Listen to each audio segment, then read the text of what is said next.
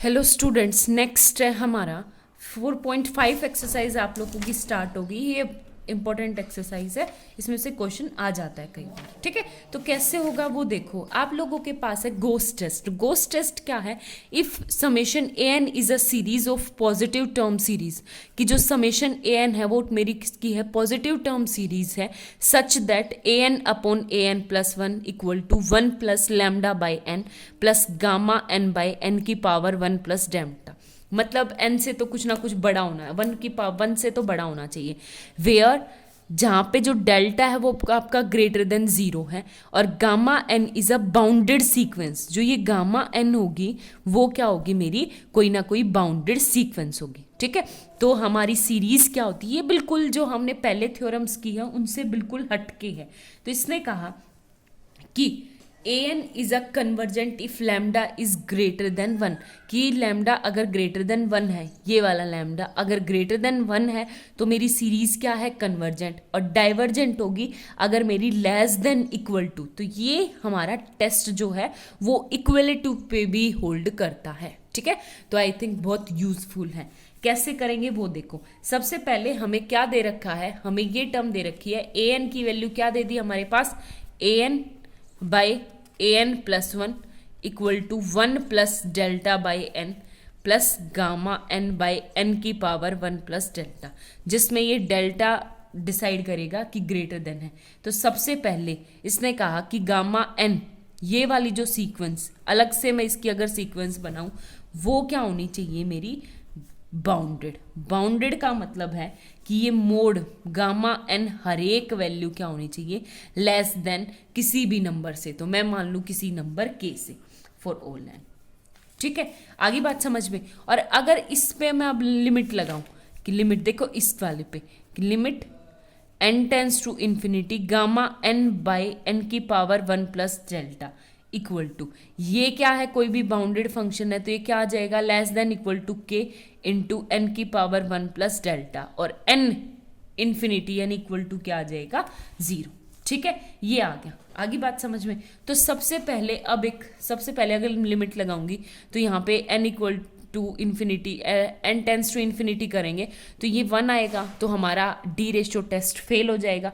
तो अब हमें रेबीज टेस्ट लगाना है, प्रूफ करना है इस थ्योरम का। तो प्रूफ कैसे करेंगे देखो।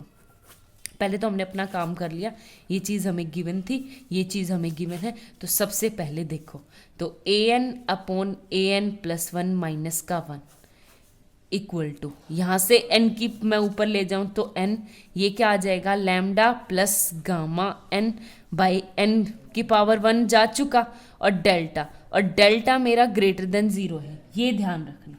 ठीक है, अब जब मैं इस पर लिमिट लगाऊंगी, limit n tends to infinity, limit n tends to, तो ये क्या आ जाएगा आपका? 0, और यहाँ से क्या आ गया? सिर्फ लैम्डा। ठीक है, अब बाय रेबीज टेस्ट क्या है कि अगर लैम्डा आपका ग्रेटर देन 1 है तो कन्वर्जेंट, अगर लैम्डा आपका लेस देन 1 है तो क्या हो जाएगा? डाइवर्जेंट। ठीक है, अब हमें सिर्फ किस पे चेक करना है? सिर्फ 1 के ऊपर चेक करना है। और 1 पे चेक करने के लिए किसके पास जाएंगे? हम डी मोवियर थ्योरम के पास। कैसे जाएंगे वो देखो। सबसे पहले यहाँ पे आपकी दिक्कत क्या करेगा कि लैम्डा इक्वल टू 1, तो इफ लैम्डा इक्वल टू 1, ये केस। तो मेरे क्या था? N a n by a n plus 1 minus का 1 इक्वल टू किसके इक्वल था? गामा एन बाई एन की पावर डेल्टा। ठीक है, और ये डेल्टा याद रखना स्ट्रिक्टली ग्रेटर देन 0, 0 से बड़ा है, यानी कोई ना कोई पॉजिटिव क्वांटिटी है। ठीक है, अगर ये पॉजिटिव हम नहीं लिखेंगे और ऊपर एन की पावर माइनस में चली गई तो माइनस में रख देंगे, ऊपर चला जाएगा, ऊपर चला जाएगा तो फिर से दिक्कत कर देगा।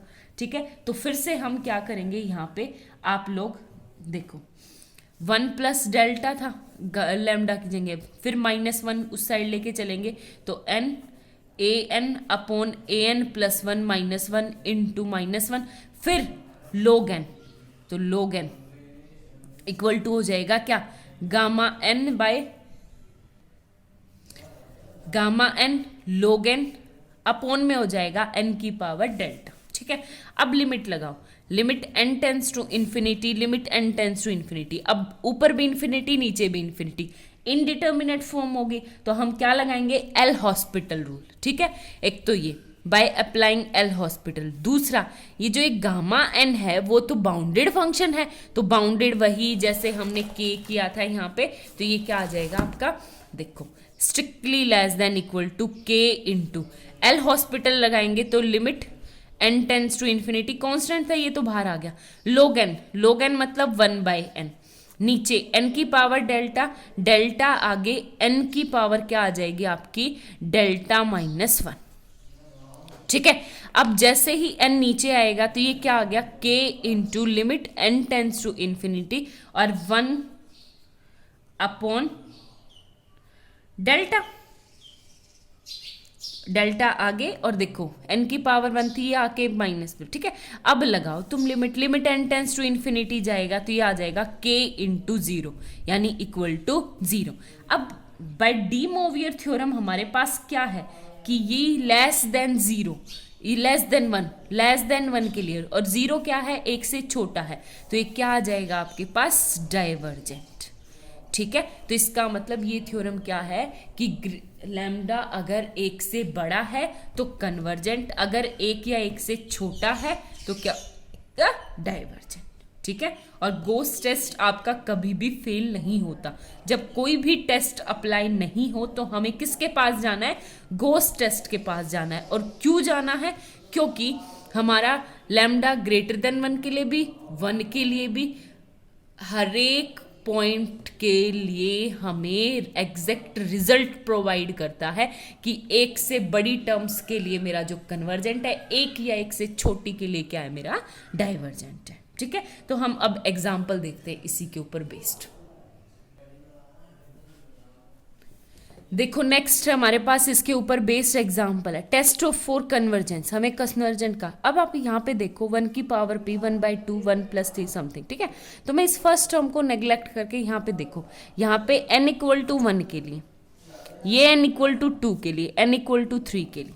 ठीक है, तो सबसे पहले ऊपर आपका क्या जाएगा, लास्ट में अगर देखोगे 3 5 तो 3 है यानी 2n - 1 2n - 1 तो ऊपर हो जाएगी मेरी nth टर्म, क्या हो जाएगी 1 × 3 × 5 × अप टू कहाँ तक 2n - 1 की पावर p डिवाइड में, नीचे भी क्या है 2n तक 2 4 6 8 अप टू 2n तक। ठीक है, तो an + 1 कितना आ जाएगा आप लोगों के पास, वही पावर p, और ये 1 × 3 × 5 अप टू 2n - 1 तो आएगा ही, लेकिन यहाँ पे +1 करेंगे तो ये क्या आ जाएगा 2n + 1, नीचे 2 × 4 × 6 अप टू 2n भी और 2n + 2। ठीक है, ये आ गया। अब मैं इसको करूंगी तो मेरे पास क्या आ गया, an upon an + 1 equal to, देखो एक तो सबसे पहले ये टर्म एग्जैक्ट इसको काट देगी, ये टर्म एग्जैक्ट इसको काट देगी, तो ये ऊपर क्या बचेगा मेरे पास 2n + 2 डिवाइड में 2n + 1 की पावर p। ठीक है, तो यहां से भी मैं 2n कॉमन ले लूं और नीचे से भी, तो मेरा क्या हो जाएगा आप लोगों का 1 + 1/n, नीचे 1 + 1/2n की पावर p। ठीक है, आगे बात समझ में। अब लगाओ तुम limit n tends to infinity, ये limit n tends to infinity 0, limit n tends to infinity तो ये क्या आ जाएगा आप लोगों के पास 1। जैसे ही ये 1 आया, इसका मतलब ना तो आपका रेशियो टेस्ट लगेगा ना, तो हम कैसे करेंगे वो देखना आप।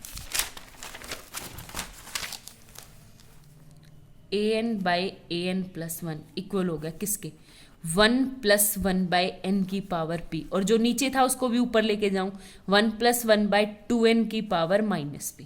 ठीक है, ये हो गया। अब इसको मैं खोलूंगी इस वाली टर्म को 1 + x की पावर p, तो ये आ जाएगा मेरे पास, क्या हो जाएगा 1 + p/n + p × p - 1/n² × 2 factorial plus p × p - 3 up to क्या 3 फैक्टोरियल n³।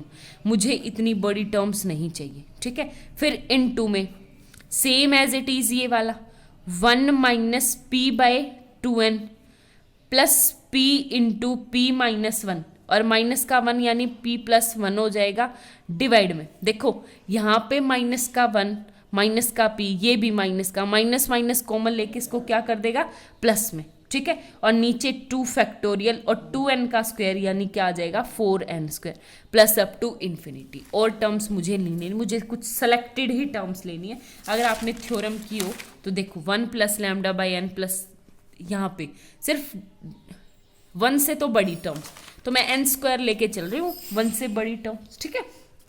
अब मैं इसको सिंप्लीफाई करूंगी तो कैसे करेंगे वो देखो।